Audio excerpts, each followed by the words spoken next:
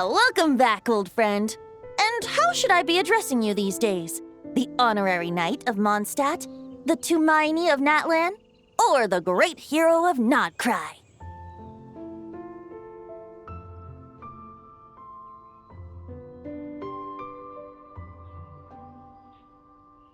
Well, you sure have your finger on the pulse.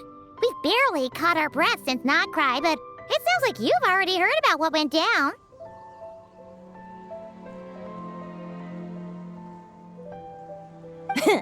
News travels fast on the wind. But before I can turn your tales into tunes, I need to hear them from the horse's mouth. My wine and my lyre are at the ready. So please, traveler, take a seat and tell me your tale.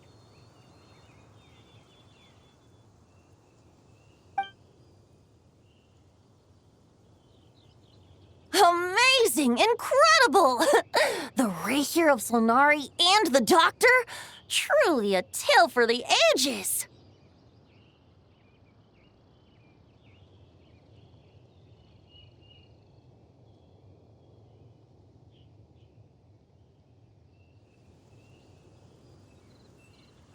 So, I'm guessing the Wild Hunt is a thing of the past now that you've defeated the Rapier of Solnari. Seems that way. We were kind of focused on dealing with the Doctor, though.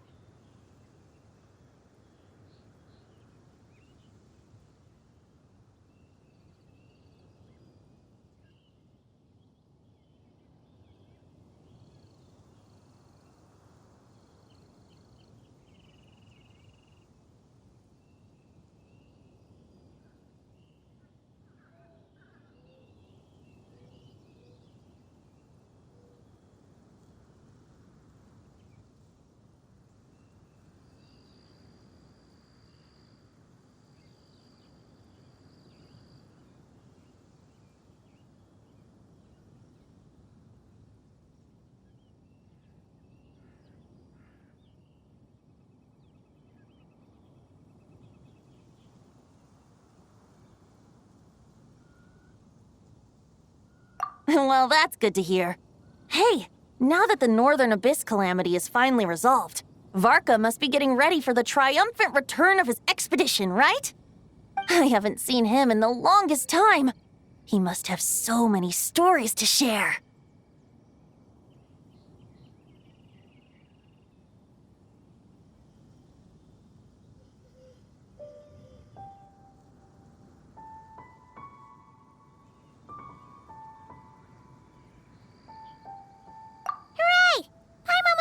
about that too. He did call you Barbados. But weren't you still fast asleep back when he was in Mondstadt? Let's call it half asleep. I was resting my eyes in the Thousand Winds Temple one day when I heard a commotion outside. It was a young knight who had journeyed there in search of trials and oracles after hearing some tall tales at the local tavern. In fact, all that awaited him were moss-covered walls and an angry ruin guard. But he seemed completely unfazed, laughing heartily as he sent the ruin guard's missiles flying off into the horizons. Ha! They must have been making quite a racket if it was enough to wake up the tone-deaf bard. Yeah, it sounded kinda like...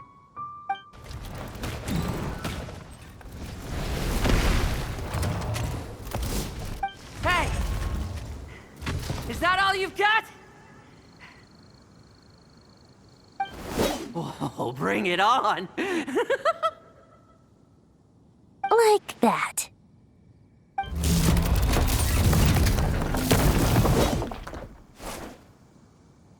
Giving up already? Hey, you're not half as tough as Varka said. A young knight of Favonius trekking out to the Thousand Winds Temple in search of adventure. Now there's a sight I haven't seen in a while. A bard in green clothes. Does this mean... Oh, you're Venti? I was just wondering how I was gonna track you down. Oh, so you were looking for the tone-deaf bard? Strange place to start your search.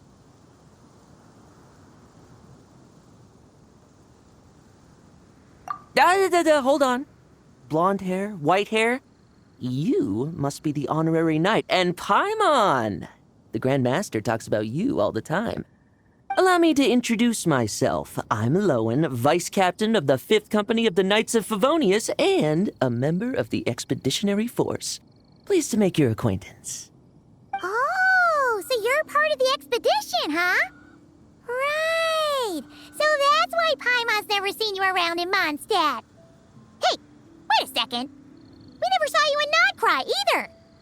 That's probably because when the Wild Hunt was still running rampant, I spent most of my time out on my own, making mincemeat out of monsters. I barely went back to base at all. Then, once the Wild Hunt calmed down, I got sent back to Mondstadt. Mixed blessing, if you ask me. Sounds like I missed out on some serious action. No wonder we never saw you while we were dealing with the doctor. So, why did Varka send you back?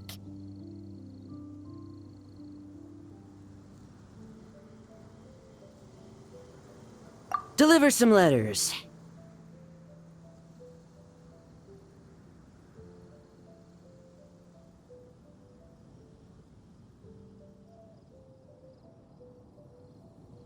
There's one for the Knights of Favonius, one for the church, another for the Dawn Winery, at least 10 of them in total. Jeez, how many people has he sent to deliver his mail now? Mika, Inefa, Lowen. He should just hire a full-time mailman already. In fact, he's earned himself a new nickname. Let's go with... Sir Writes-A-Lot.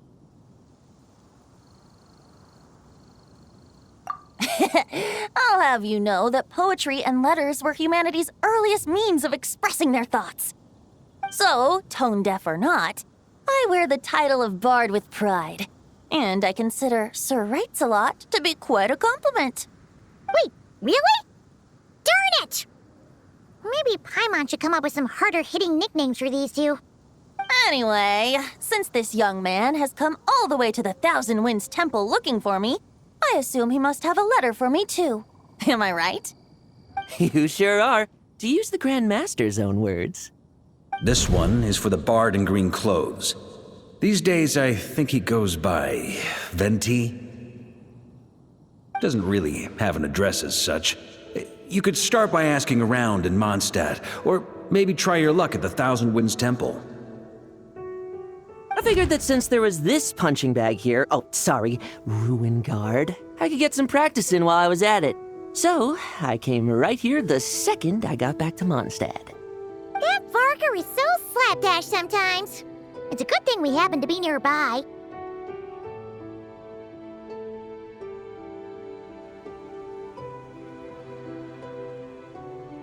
Oh, he also said to remind you to write back.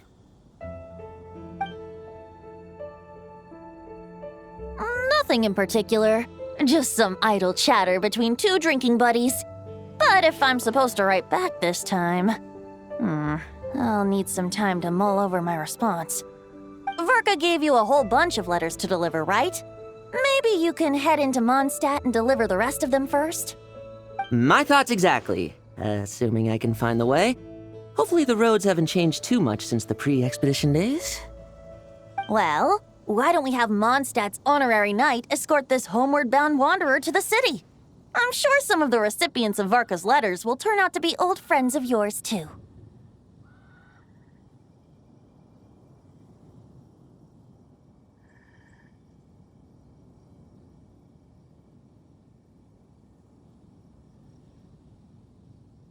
Let's go!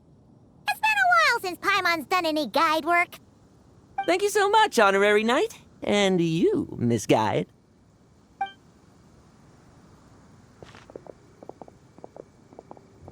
The Abyss. The Wild Hunt. Andreas. Get home safe, Varka.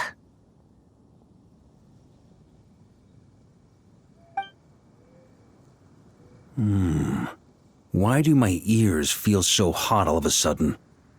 Is someone talking about me?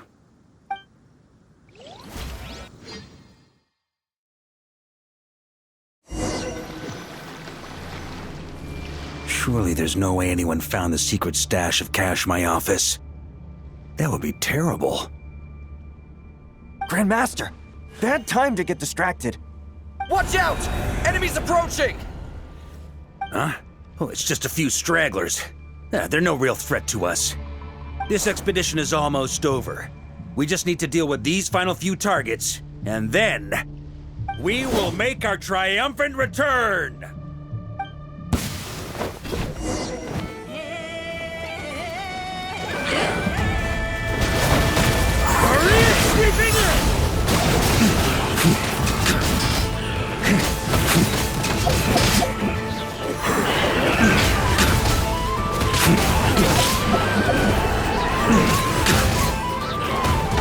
On me!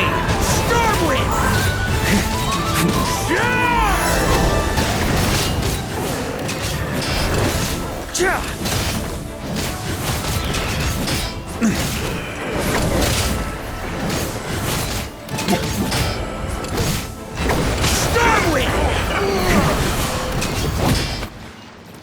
Without the Rapier of Solnari to direct them, it seems like all that's left is their primal... If this is all that the Wild Hunt can muster now, surely the Lightkeepers of Nodcry will be able to deal with what's left. Just like I thought. What we should be wary of now is... Grandmaster, based on Lightkeeper intel and our own reconnaissance, one of the suspected targets should be just up ahead. Good. You know the drill. Stay here and stand guard. Leave the rest to me. Yes, Grandmaster!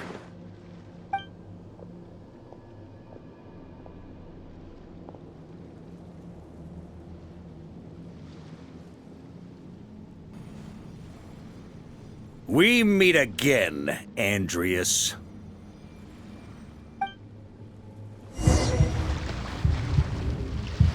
So, you've returned from Mondstadt. Don't you want to see what it looks like now?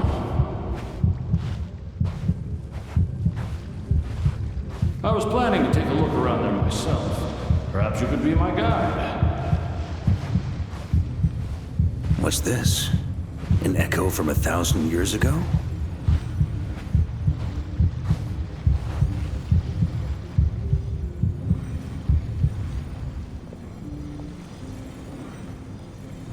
Everything seems normal so far. Here's hoping I'm just overthinking things. There are 2 other places to check. Maybe this will all go smoothly after all. It's your turn, my friend. Come, Andreas!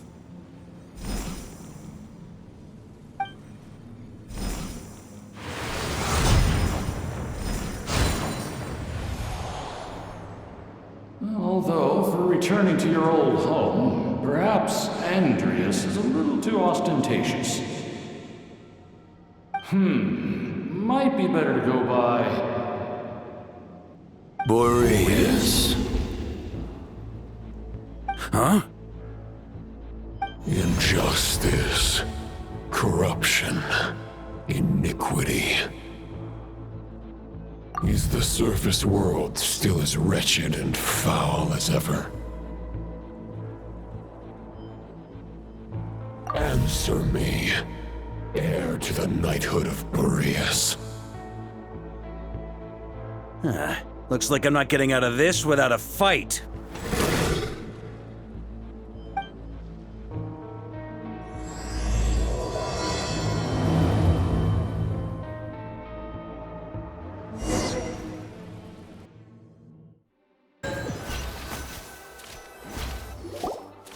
That's where things stand with the expedition. The victors will be returning home soon, so make sure to stock up on wine for the celebrations. P.S. I hope everyone's keeping up with their daily training. I'll be testing you all when I get back to make sure no one's regressed. P.P.S. I wrote individual letters for each and every one of you. Don't forget to write back. That's all. Everyone gets one? Wow! I guess the Grand Master must have something specific to say to each of us. Even I got a letter, and I'm not a real knight yet. Jean? Oh, yes. That's our Grandmaster for you. By the way, anyone know where I can find the cavalry captain? I have a letter for him as well. You mean Kaya? He said he was meeting a friend from the church at the Angel's Share. Allegedly for work. Said he was exchanging intel. But I'd say there's a 50-50 chance he's just there for a drink.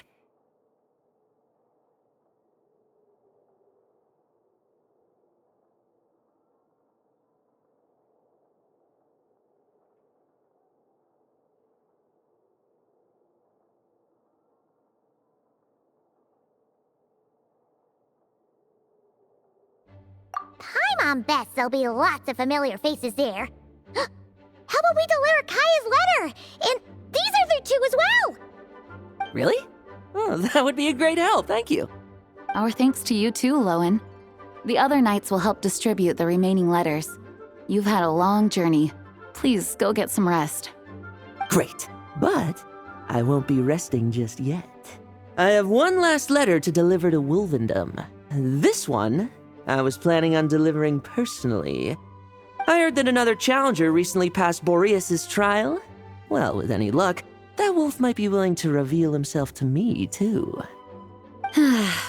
Very well, but please remember to show respect to the local wolves. I will. Goodbye.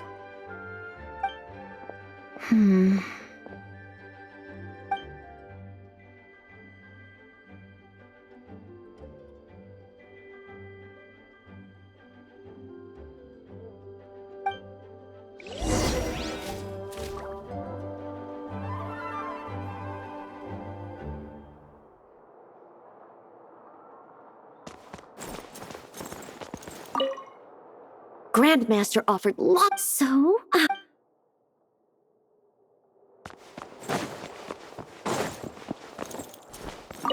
He wants to test... I'm assuming you must have seen him going...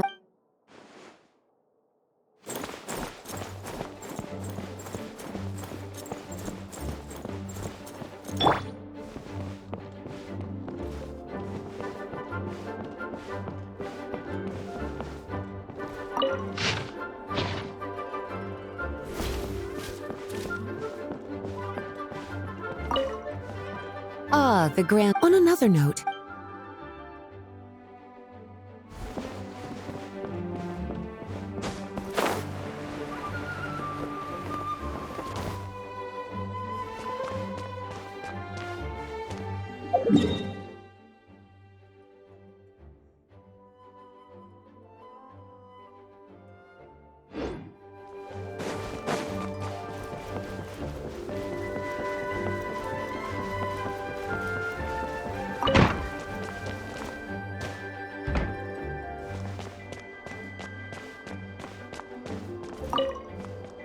Okay, we'll deliver. The expedition is final. Okay, we'll deliver. The expedition is.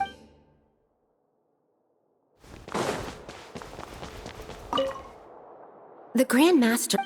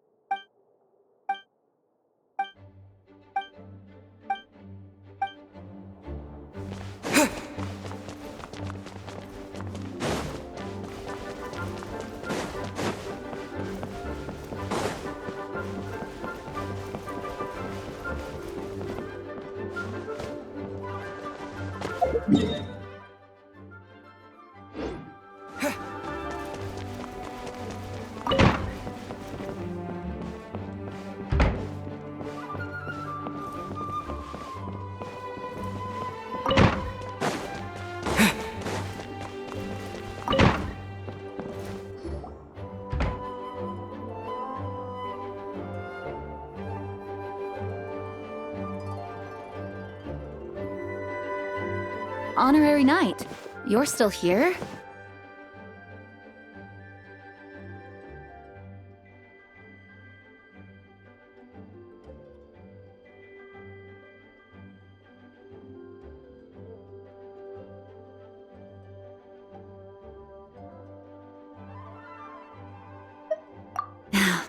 Is it that obvious?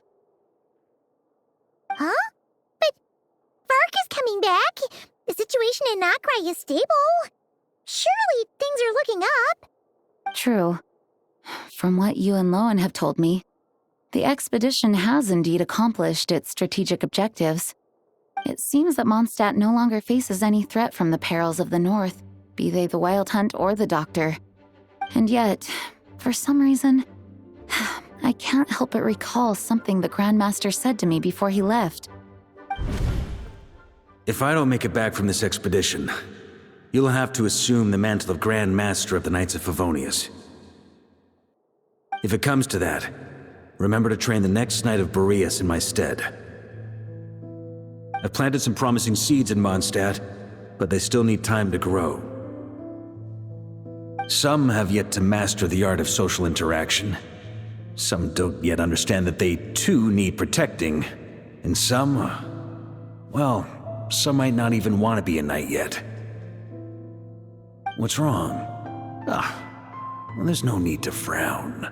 I'm going on an expedition, not marching to my death. This is all just a contingency plan in the event that I'm unable to return. Until I return, I leave them in your care. The lineage of the Knights of Boreas has nearly been extinguished twice in Mondstadt's history. The first wandering knight to claim the title arrived in Mondstadt 1,000 years ago, along with his wolf companion. He was as free as the wind. He left no succession plan behind. Even his name was lost to history. The title of Boreas could have disappeared from Mondstadt just as he did. But he had an informal disciple, a knight named Ravenwood, who admired the Knight of Boreas greatly. Ravenwood's valor and swordsmanship earned him the wolf spirit's recognition. When the old aristocracy tried to regain power, Ravenwood came once more to Mondstadt's defense. From then on, the title of Knight of Boreas was passed down from generation to generation within the Knights of Favonius. Wolf spirit? You mean that big blue wolf in Wolfenden? Correct. As you may already know, the Wolf of the North is the surviving spirit of an ancient god, and the Knight of Boreas serves as an intermediary between him and humanity. Lupus Boreas, who had never known what it meant to love, came to understand it through the journey with his human companion. In the end, he chose to allow his power to become one with the land. This was once a well-known tale in Mondstadt, but these days, few people are aware that the starting point of the Wolf King's journey was not Mondstadt, but Nodcry. Huh?